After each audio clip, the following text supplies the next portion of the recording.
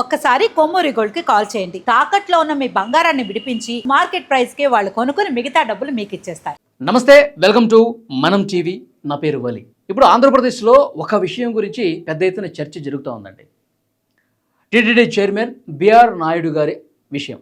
BR Naidu గారు ఒక మహిళతో సన్నిహితంగా ఉన్నాడు, హగ్ చేసుకున్నాడు అని చెప్పి ఒక వీడియోని తెగ వైరల్ చేసేశారు. ముఖ్యంగా వైఎస్ఆర్ కాంగ్రెస్ పార్టీకి సంబంధించిన మీడియా, సోషల్ మీడియా, ఆ పార్టీకి సంబంధించిన సోషల్ మీడియా ప్లాట్ఫామ్స్ ఏవైతే ఉన్నాయో విపరీతంగా ట్రోల్స్ చేసి బిఆర్ నాయుడు గారు అసలు రూపం ఇది, బిఆర్ నాయుడు గారు ఎంతమంది మహిళలతో ఈ విధంగా చేశాడు చూడండి ఒక్కసారి అని చెప్పి వాళ్ళు పెద్ద ఎత్తున సర్క్యులేట్ చేసినటువంటి పరిస్థితి ఉంది, ప్రచారం చేశారు. తర్వాత దీని మీద టీటీడీ చైర్మన్ బిఆర్ నాయుడు గారు ప్రెస్ మీట్ పెట్టారు, మాట్లాడారు. ఇది డీప్ ఫేక్ అని చెప్పారు, యాక్షన్ తీసుకుంటామని చెప్పారు, తోలు తీస్తా అని చెప్పారు. ఇలాంటివి రాజకీయం చేయండి కానీ ఇంత దుర్మార్గంగానా, ఇది ఇంత దారుణంగా చేస్తారా అని చెప్పి ఆయన మాట్లాడినటువంటి పరిస్థితి ఉంది, హెచ్చరించినటువంటి పరిస్థితి ఉంది. ఒక విషయం ఇక్కడ క్లియర్గా మనం మాట్లాడుకోవాలి. గతంలో కొన్నాళ్ళ క్రితం నిజంగా ఒక మహిళకి ఏదన్నా అన్యాయం జరిగితే మీడియా మొత్తం కూడా రాజకీయ నాయకుల మీద ఎవరైనా ఒక మహిళ అలిగేషన్ చేసి నన్ను చాలా ఇబ్బంది పెట్టాడు, మానసికంగా శారీరకంగా దారుణంగా ప్రవర్తించాడని చెప్పి ఒక పొలిటికల్ లీడర్ మీద కావచ్చు, ఒక బిజినెస్ మ్యాన్ మీద కావచ్చు, ఎవరి మీదైనా ఈ విధంగా చేస్తే మీడియా అంతా ఫోకస్ ఆ మహిళ మీద పెట్టి ఆ మహిళకి న్యాయం జరిగే విధంగా, ఆమెను ఎవరైతే మోసం చేశాడో వాడి బండారు మొత్తం బయట పెట్టే విధంగా మీడియా చాలా సీరియస్గా ఫోకస్డ్గా పనిచేస్తూ ఉండేవి. కానీ ఈ మధ్యకాలంలో ఏమైపోయిందంటే పూర్తిగా రాజకీయం అయిపోయి అసలు ఆ మహిళ ఇది వాస్తవం కాదని చెప్పి ఆ మహిళని సంప్రదించి ఆ మహిళ అభిప్రాయాలు సేకరించి అప్పుడు వార్త రాయటం, వార్తను చూపించడం జరగట్లా. పైపెచ్చు అసలు ఇది వాస్తవం కాదు పక్కన పెడితే వీళ్ళు ఇంకా క్రియేట్ చేస్తూ ఉన్నారు, మోసాలు క్రియేట్ చేస్తూ ఉన్నారు డీప్ వీడియోతో. ఇప్పుడు టెక్నాలజీ పెరిగిపోయింది కదా, ఆర్టిఫిషియల్ ఇంటెలిజెన్స్ టెక్నాలజీ పెరిగిపోయేసరికి మనకి గిట్టని వాళ్ళు రాజకీయ ప్రత్యర్థులు కావచ్చు, బురద జల్లాలన్న ఉద్దేశంతో, వాళ్ళ ప్రతిష్టను మసకబార్చాలన్న ఉద్దేశంతో, వాళ్ళ పరువు తీయాలన్న ఉద్దేశంతో ఒక కుట్రపూరితంగా ఇందులో పాలిటిక్స్ మిక్స్ అయిపోయి వాళ్ళని బద్నాం చేయడం కోసం, చెడ్డ పేరు తీసుకురావడం కోసం ఈ టెక్నాలజీలన్నీ వాడి ఇప్పుడు ఈ మహిళని ఇబ్బంది పెట్టే విధంగా, తర్వాత అతన్ని ఇబ్బంది పెట్టే విధంగా డీప్ ఫేక్ వీడియోలు క్రియేట్ చేసి సోషల్ మీడియాలో విపరీతంగా వైరల్ చేస్తున్నటువంటి పరిస్థితి. ఇప్పుడు ఇక్కడ ఆ మహిళ ఎంత బాధపడి ఉంటుంది. కనీసం అరే నాకు నిజంగా బిఆర్ నాయుడు చాలా ఇబ్బంది పెట్టాడని చెప్పి ఆమె మీడియా ముందుకు వచ్చి, లేదంటే వాళ్ళ కుటుంబ సభ్యులు ఎవరన్నా వచ్చి ఈ విధంగా మాట్లాడితే దాన్ని పరిగణలోకి తీసుకోకుండానే ఈ విధంగా వాళ్ళంతా వాళ్ళే కొన్ని క్రియేట్ చేసి వదలటం అనేది ఎంత దుర్మార్గం. అందుకే ఇప్పుడు ఆ సదరు బాధిత మహిళ ఎవరైతే ఉన్నారో, బాధిత మహిళ అంటే బిఆర్ నాయుడు బాధిత మహిళ కాదు, ఈ ఫేకుడు చేసినటువంటి వాళ్ళు ఉన్నారో, ఈ డీప్ ఫేక్ చేసి క్రియేట్ చేశారో దుర్మార్గులు ఎవరైతే ఉన్నారో వాళ్ళకి సంబంధించిన బాధితురాలుగా మారింది ఇప్పుడు ఇందులేక.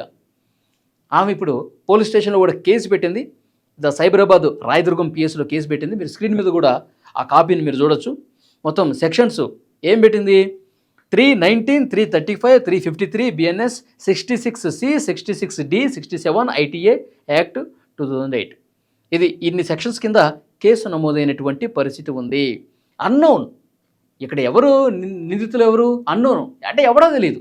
వాడు ఆస్ట్రేలియా నుంచి చేశాడా, అమెరికా నుంచి చేశాడా, ఇంకో దేశం నుంచి చేశాడా, ఇండియాలో ఉన్నవాళ్ళు చేశారా, ఇవన్నీ కూడా కూపీ లాగాలి. ఇప్పుడు కొన్ని అనుమానాలు ఏమి వ్యక్తం చేసింది. ఇక్కడ చూడండి, మీకు చదివినిపిస్తాను.